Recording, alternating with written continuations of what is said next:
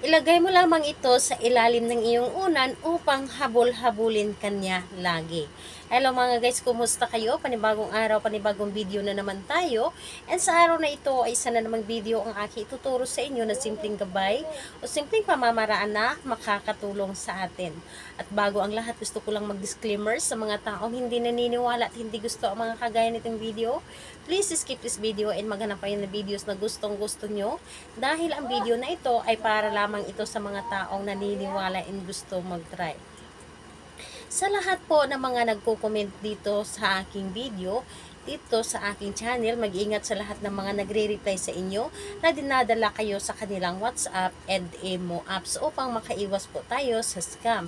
And ayun po, gusto nyo ba na lagi kayong habol-habulin ng taong inyong minamahal? Sino ba namang ayaw kahit naman tayo or kahit sino ay gusto natin na habol-habulin tayo ng taong ating minamahal dahil mas gusto natin na tayo yung hinahabol kaysa tayo ang maghabol. Yes po, ito ang ating gagawin o ito ang aking ituturo sa inyo ngayon upang laging maayos at laging mananatiling matatag at maganda ang takbo ng inyong relasyon kasama ng taong mahal ninyo.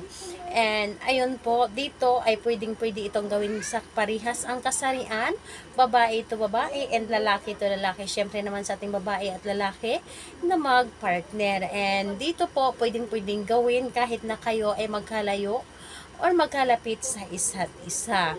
Dito, kailangan natin ng materialis or bagay na ating gagamitin dito sa paggawa ng ritual. Kailangan lamang natin dito maghanda ng isang maliit na papel lamang and kailangan din natin dito ng panulat. Ito lamang ang ating dapat na ihanda sa paggawa ng ritual na ito. Ngayon po, kapag ready na yung materialis natin gagamitin sa paggawa ng ritual, ang isunod po nating i-ready is ang ating sarili. Kailangan na buo po ang ating loob sa paggawa nito at alam po natin sa ating sarili na gustong-gusto natin itong gawin.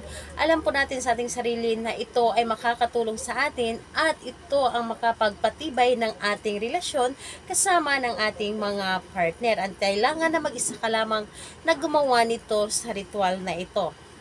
Ngayon po, kapag ready ka na, ay pwedeng-pwede mo na itong simulan ang paggawa. So ngayon, mag-focus ka and ayun po, ang gagawin mo lamang dito ay napakadali at napakasimple lamang. Sa isang papel, isulat mo lamang dito ng 7 ulit yung kanyang pangalan at apelyido ng inyong target. 7 ulit po, pangalan niya at apelyido, yun po ang inyong isulat. So, dito, pangalan niya at apelyido ng 7 ulit at dito sa likod isulat ninyo ang magic words. Magic words na habul-habulin mo ako lagi. Yun po ang inyong isulat. 7 ulit din po. Again po, habul-habulin mo ako lagi.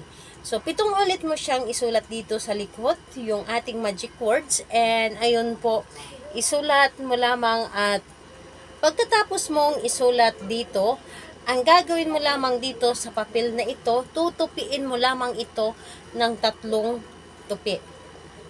3 tupi po ang pagtupi nito na papunta po dapat sa inyo. So, itupiin nyo lamang ang papel ng 3 tupi at pagkatapos nun, ilagay mo lamang sa inyong palad at sasambitin mo ng 7 ulit yung kanyang pangalan at apelyido habang nakaganon po ang inyong palad upang mas mabigyan ito ng mas malakas na energy ang inyong ginawa.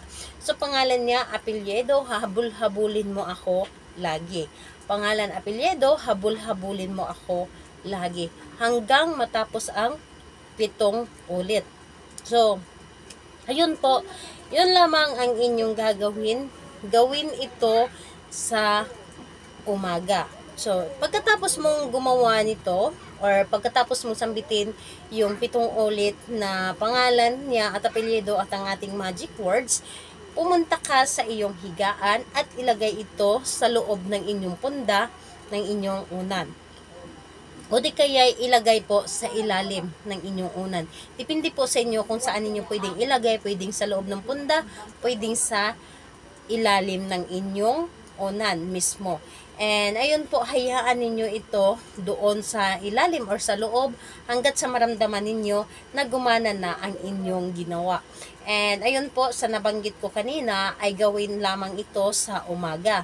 Umaga po, pagkagising mo sa umaga ng kahit anong araw. Basta ito ay umaga. At pagkatapos, hayaan nyo na. And ayun, sinasabi ko na pakiramdaman na lamang ang talab nito at huwag palaging isipin. So, ayun po, sa lahat ng mga gustong magpa-shoutout, mag-comment lamang sa baba para ma-shoutout ko kayo sa next video. And sa lahat po ng mga may mga katanungan, mag-comment lang din po sa baba para ma-replyan ko din po kayo. Salamat po sa inyo. Bye-bye everyone. God bless us all.